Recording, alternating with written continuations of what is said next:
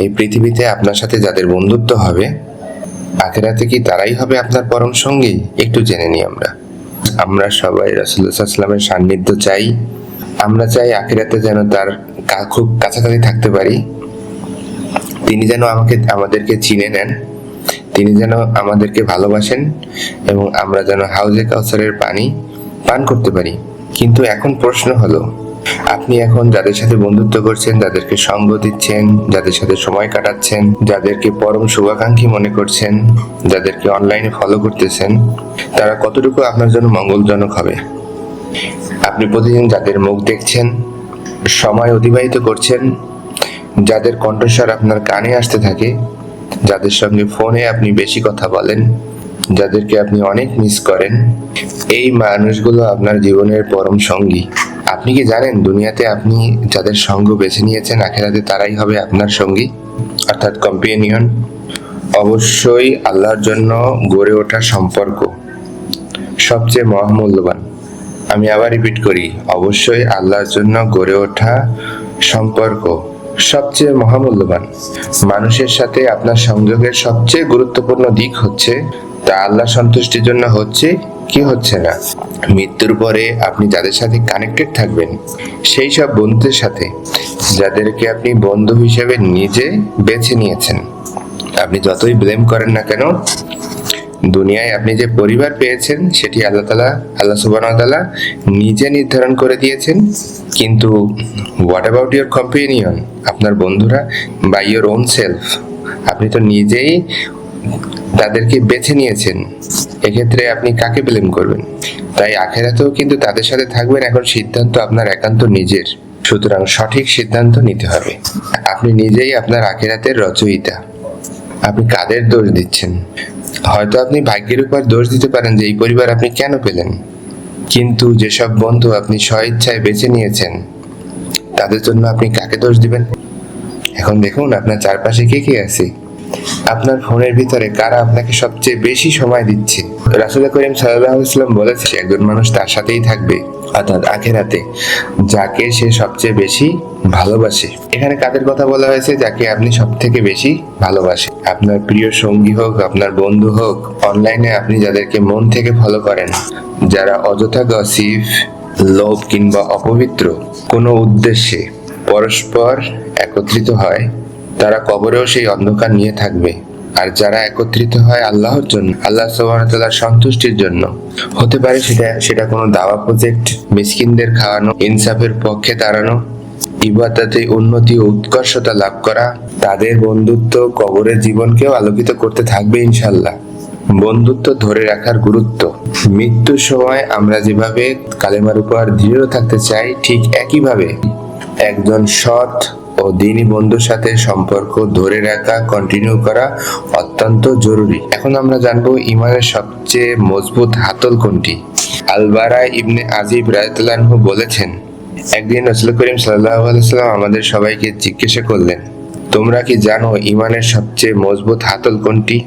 সাহাবীরা বলল, সালাত। রাসূল করিম সাল্লাল্লাহু আলাইহি ওয়াসাল্লাম বলেছেন, সালাহ is important but that's not what I am talking about. সালাত মহান, কিন্তু আমি কিন্তু তা বলিনি। সাহাবীরা অনেক কিছু বললেন, তারপর আর কেউ কোনো উত্তর দিতে পারলেন না। অতঃপর রাসূল করিম সাল্লাল্লাহু আলাইহি ওয়াসাল্লাম বললেন, আল্লাহর জন্য কাউকে ভালোবাসা, আল্লাহর জন্য কাউকে ঘৃণা করা, এটাই ঈমানের সবচেয়ে বড় হাতল। এটাই ঈমানের সবচেয়ে বড় হাতল। আল্লাহর জন্য কাউকে ভালোবাসা এবং আল্লাহর জন্য কাউকে ঘৃণা করা। আপনার মৃত্যুর পরে আপনার সৎ বন্ধু যদি বেঁচে থাকে, আপনার দ্বীনী বন্ধু যদি বেঁচে থাকে, ইনশাআল্লাহ সে আপনার কবরে আপনার জন্য দোয়া করতে থাকবে। আর আখিরাতে আপনার ফয়সালা যদি জান্নাত হয়, আপনাদের এই বন্ধুত্বের কারণে আপনারা ইনশাআল্লাহ পাশাপাশি থাকতে পারবেন, প্রতিবেশীর মতো। যারা আল্লাহর জন্য একে অপরকে ভালোবাসে, কিয়ামতের দিন তাদের জন্য থাকবে কি? থাকবে আলো, অর্থাৎ নূরে ভরা মিম্বর। Can you imagine? Just think about তাদের কবর কিভাবে সৌন্দর্যমণ্ডিত হবে। আপনি হযরত ওসমান রাদিয়াল্লাহু আনহুর কথা একবার ভাবুন। যখন তিনি অবরুদ্ধ অবস্থায় ছিলেন, তখন তিনি কোরআন তেলাওয়াত করতেছিলেন। কোরআনুল কারীম তেলাওয়াত করতে করতে তিনি ঘুমিয়ে পড়েছিলেন। স্বপ্নে তিনি রাসূল করিম সাল্লাল্লাহু আলাইহি সাল্লাম, আবু বকর ও ওমর রাদিয়াল্লাহু আনহুকে দেখলেন। আল্লাহ তাদের প্রতি সন্তুষ্ট হন। রাসূল করিম সাল্লাল্লাহু আলাইহি সাল্লাম তাকে সালাম দিলেন এবং সান্ত্বনা দিলেন এবং বললেন, হে ওসমান, আজ রাতে আমাদের সাথে ইফতারে এসো। Just kind of invitation. তখন তিনি জেগে উঠলেন এবং আবেগে আপ্লুত হয়ে পড়লেন। আমি চাই আপনারা এই বিষয়টা নিয়ে একটু ভাবুন। এখন আসি হযরত বিলাল রাদিয়াল্লাহু আনহুর মৃত্যুর পূর্ববর্তী ঘটনা। যখন তিনি মৃত্যু যন্ত্রণায় কাতর ছিলেন, যখন তিনি মৃত্যু যন্ত্রণায় কষ্ট পাচ্ছিলেন, তখন তার স্ত্রী বারবার বলল, হায় কষ্ট, হায় কষ্ট। তখন বিলাল রাদিয়াল্লাহু আনহু বললেন, না, বরং তুমি এভাবে বলো, হায় আনন্দ। কাল আমি প্রিয়জনের সাথে দেখা করব। আপনারা কি বুঝেছেন প্রিয়জন কে, কারা? মুহাম্মদ সাল্লাল্লাহু আলাইহি ওয়াসাল্লাম এবং তার সাথীদের সাথে তিনি দেখা করবেন এবং তিনি এই ব্যাপারে সন্তুষ্ট। অতএব সর্বশেষে যে কথাটি বলতে চাই, আপনি তো রাসূল করিম সাল্লাল্লাহু আলাইহি সাল্লামের সান্নিধ্য কামনা করেন। আজ আপনি যাদের সাথে বন্ধুত্ব করেন, যাদের সাথে সময় অতিবাহিত করেন, আড্ডা দেন, তারা কি আপনাকে সেই দিকে নিয়ে যাচ্ছে? একবার ভেবে দেখুন, তারা কি আপনাকে সেই দিকে নিয়ে যাচ্ছে? আপনার বন্ধুত্ব বেছে নেওয়াই নির্ধারণ করবে কে হবে আপনার আখিরাতের প্রকৃত সঙ্গী। পরিশেষে অনুরোধ করব, আজই চিন্তা করুন, জাস্ট থিংক অ্যাবাউট ইট। বন্ধু হিসাবে আপনি কাদেরকে বেছে নিয়েছেন? আপনি কাদেরকে সবথেকে বেশি ভালোবাসেন? যদি আল্লাহর জন্য ভালোবাসেন, তবে সেই ভালোবাসা সবকিছুকে ছাড়িয়ে যাবে, নূর হয়ে আসবে কবরে, আখিরাতে আপনাকে নিশ্চিন্ত রাখবে, ইনশাআল্লাহ সঙ্গী হবে জান্নাতে। আমি এখন একটা রেফারেন্স দেব, সূরা কাহাফের 28 নম্বর আয়াত। বিসমিল্লাহির রহমানির রহিম। আর তুমি নিজেকে ধৈর্যশীল রাখো তাদের সাথে যারা সকাল সন্ধ্যা তাদের রবকে ডাকে একমাত্র আল্লাহ সন্তুষ্টির জন্য, তার সন্তুষ্টির জন্য, দুনিয়ার সৌন্দর্য কামনা করে তোমার চোখ যেন তাদের দিকে ঘুরে না যায়। আর ওই ব্যক্তির আনুগত্য করো না, অর্থাৎ ফলো করো না, যার অন্তরকে আমি আল্লাহর স্মরণ থেকে গাফেল করে দিয়েছি এবং যে তার প্রবৃত্তির অনুসরণ করে, যার কর্ম বিনষ্ট হয়ে গেছে।